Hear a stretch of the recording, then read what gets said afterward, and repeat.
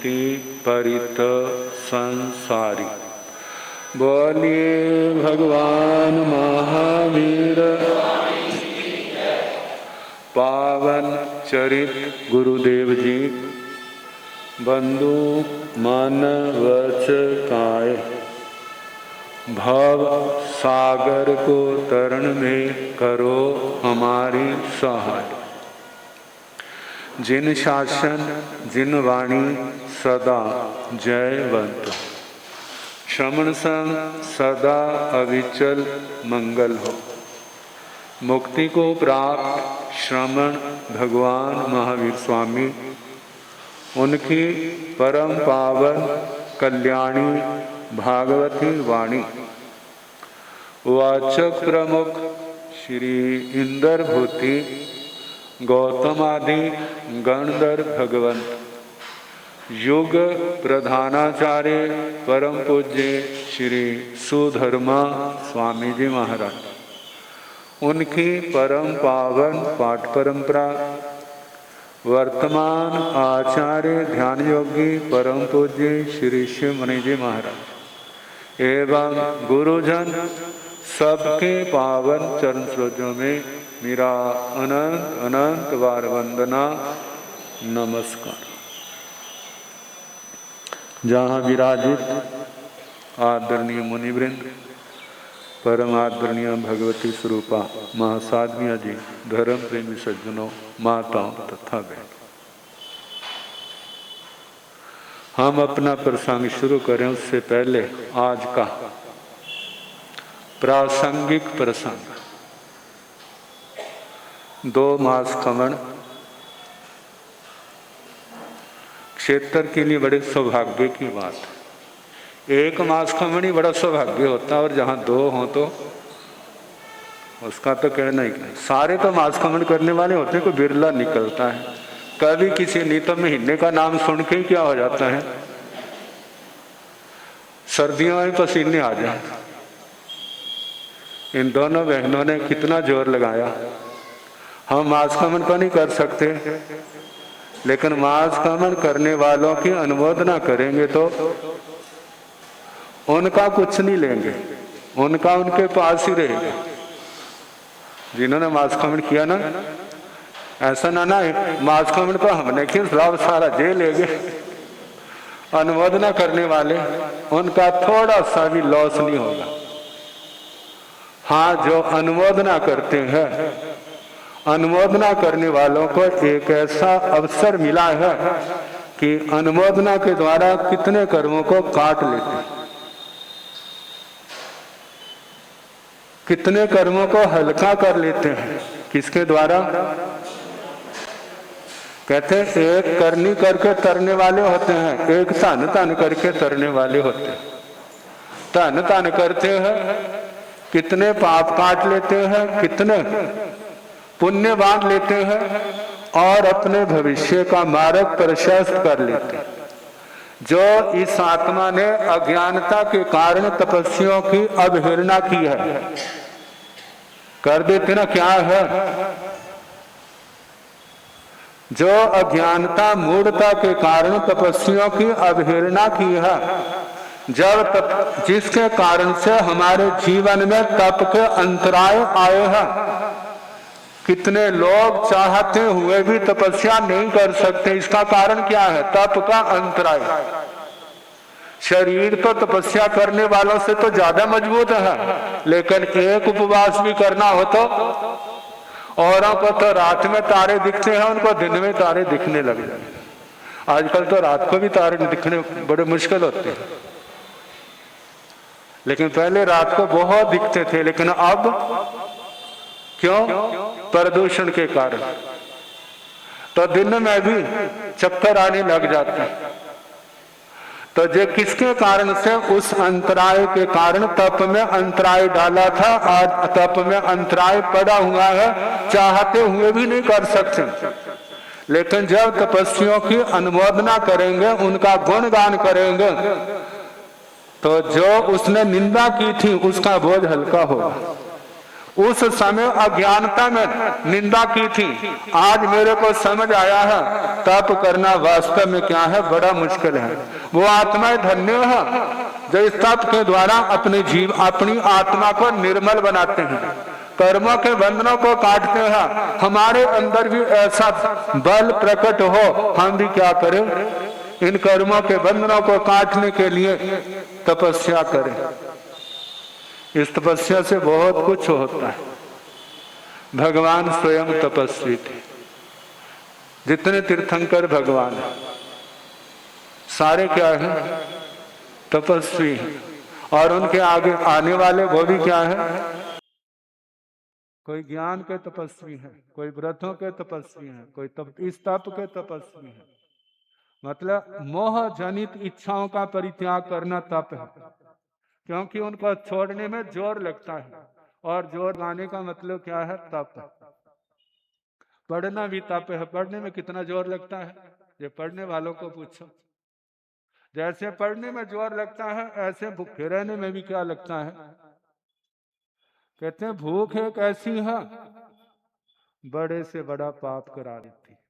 भूख बड़े से बड़ा पाप करा देती। जहां दुष्काल पड़ते हैं वहां पर इस भूख की कितनी भयानकता है वो सामने दिखाई देती।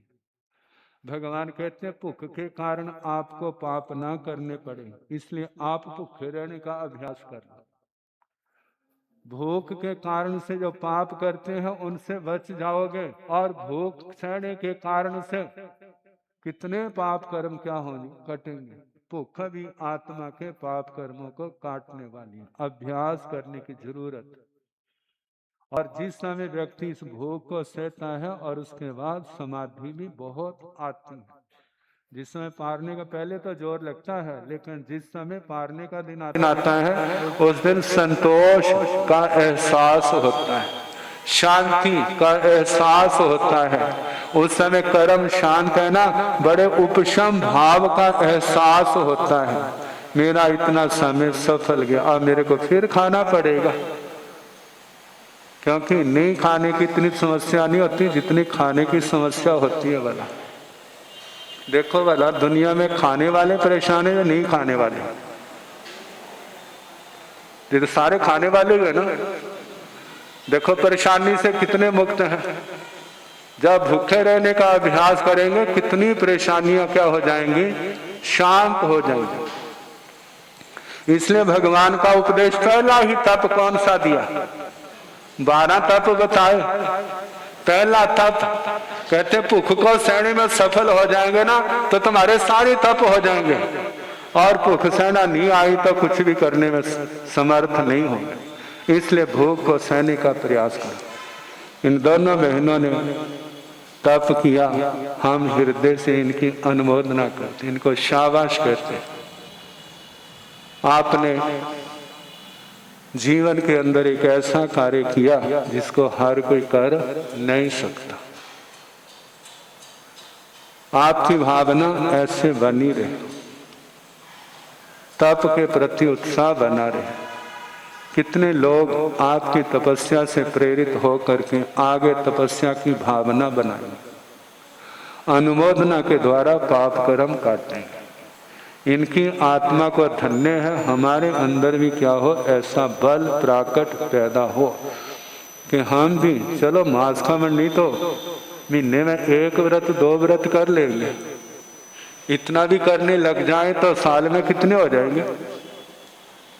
नियमित करो तो कहां से कहां पर, और जो बढ़ते बढ़ते तब कहां से कहां पर इस आत्मा को पहुंचा देता। देखा जाए तो सदगति के रास्ते खोल देता है, लेकिन अभ्यास की जरूरत है, भावना की जरूरत है। हमारी ओर से बहुत बहुत साधुवाद इन तपस्विनी बहनों को। हमारे जो प्रसंग कथा के हैं वो भी तो किनके हैं, तपस्वियों के। जोग प्रधानाचार्य आचार्य श्री सुधर्मा स्वामी जी महाराज की पावन गाथा, उनका जीवन आपने सुना। अब उसके आगे तैण चंपाए नैर्य परिसा निगया कोणियो निगाओ धम्मो कहियो परिसा जामेव दिशं पाऊ भूया तामेव दिशं पड़ी गया। आचार्य भगवान अपने शिष्य परिवार के साथ एक दो नहीं कितने 500 का परिवार है, एक दूसरे से बढ़ करके संत हैं, साधु। जब उस चंपा नगरी के पूर्ण भद्र चैत्य में पधारे, ये सारा समाचार सारे नगर में फैल गया। आज का जमाना नहीं था, चलने वाला तो चलता नहीं, सूचना पहले पहुंच जाती है, वो आ रहे हैं। लेकिन उस समय ऐसे साधन नहीं थे। राजा श्रेणिक ने, राजा कौणिक ने ऐसी व्यवस्था भगवान के संबंध में ऐसा विभाग रखा था, जो भगवान की सूचनाएं उनको प्रेषित करते थे, देते थे। जब नगर की जनता को पता चला तो सारा नगर खुशी से झूम उठा। ओहो भाग्य हमारे भगवान पधारे। जुग प्रधानाचार्य श्रुत केवली भगवान जिन ने जिन सरीखे स्थविर आर्य श्री सुधर्मा स्वामी जी महाराज। अब सबका रुझान उस पूर्ण भद्र चैत्य की ओर। पुराने जमाने में जब रामलीला होती थी ना, रात के ऐसे सारा जनता उसी ओर उमड़ पड़ती थी। गलियां बाजार भरे भरे दिखाई देते। हमारे गुरु जी तो दृष्टांत देते हैं, जैसे बरसात के दिनों में ना जब गली बाजारों में पानी पानी हो जाता है, ऐसे गली बाजारों में जनता ही जनता हो। चंडीगढ़ में भी तो होता है ना, जब जोर की बरसात पड़ती है फिर सड़कें नहीं बन जाती, सड़कें क्या बन जाती, नहरें बन जाती। ऐसे सारे गलियां बाजार जनता से भरे हैं और एक ही दिशा की ओर जा रहे। कहाँ जाना है? पूर्ण भद्र चैत्य। किस लिए जा रहे हो? वहां पर भगवान के पावन दर्शन होंगे, साक्षात उनके चरणों में वंदना करने का मौका मिलेगा, उनके सानिध्य में बैठने का अवसर मिलेगा, उनकी पावन वाणी सुनने का अवसर मिलेगा। जो नहीं सुना वो सुनने को मिलेगा, जो हमने नहीं धारण किया उसको धारण करेंगे। सबके धर्म के प्रति उल्लास है, बड़ी खुशियां हैं, कुछ ना कुछ तो नियम व्रत लेंगे। और कई सोच रहे हैं, मैं सोचता था भगवान पधारे तो मैं दीक्षा लूंगा, भगवान आ गया तो मैं दीक्षा लूंगा। और कोई सोचता है मैं श्रावक वृत्ति लूंगा, और कोई सोच रहे हमारी जो शंकाएं हैं इस धर्म के प्रति, यदि हमारी शंकाओं का समाधान हो गया तो हम उन्हीं के ही बन जाएंगे, मतलब सम्यक दृष्टि बन जाएगी। और जनता आ रही। राजा कौणिक ने भी सुना, वो पीछे कैसे रहता, उसने भी तैयारी कर ली। सारा राज परिवार, महारानियां, शोभा यात्रा निकलती है। औपपातिक सूत्र में भगवान महावीर स्वामी के चरणों में जाने का बड़े विस्तार के साथ वर्णन राजा कौणिक का आता है। ऐसे वो आचार्य भगवान के चरणों में भी जा रहे, पहुंच गए, जथा स्थान बैठ गए। आचार्य भगवान पूज्य श्री सुधर्मा स्वामी जी महाराज धर्म देशना कह रहे। धर्म देशना तो मूल में वो 9 तत्व, 6 द्रव्य, 7 4 गतियां, 5 जातियां, 24 दंडक। क्यों जीव नरक में जाता है, त्रियंश में क्यों जाता है, मनुष्य कौन बनता है, देवगति में कौन जाते हैं, सब बड़े विस्तार के साथ आचार्य श्री सुधर्मा स्वामी जी महाराज सुना रहे हैं। लोगों को ऐसा लग रहा है जो वचन नहीं, ऐसे लगता है हम दूध पी रहे, ऐसे लगता है हम घी खा रहे। ऐसी लब्धि के मालिक वो आचार्य भगवान। बहुत विस्तार से धर्म देशना हुई। जब धर्म देशना समाप्त हुई, जिसने जो नियम व्रत ग्रहण करने थे सब ने ग्रहण किए, जिसने दीक्षा लेनी थी वो दीक्षा के लिए तैयार हो गया, जिसने श्रावक वृत्ति लेनी वो श्रावक बन गया, श्राविकाएं बन गए और सम्यक दृष्टि बने। सारे आचार्य भगवान का गुणगान करने हैं। भगवान आज नहीं है, लेकिन ये भगवान के स्थान पर उनके उत्तराधिकारी आचार्य भगवान आए। ओह भाग्य हमारा, जब तक भगवान रहेंगे हम रोज पूर्ण लाभ लेंगे। जनता जिस दिशा से आई थी और उसी दिशा को चल पड़ी। अब हमारे प्रथम अध्ययन की भूमिका बन गई। अब कैसे आएगा? आर्य श्री जम्बू स्वामी जी की पावन जीवन गाथा आचार्य श्री सुधर्मा स्वामी जी महाराज की तो सुने, और उनके शिष्य अंतेवासी आर्य जम्बू स्वामी कैसे थे, उनका अतीत क्या है, कल जैसे समय होगा सुनाने का प्रयास किया।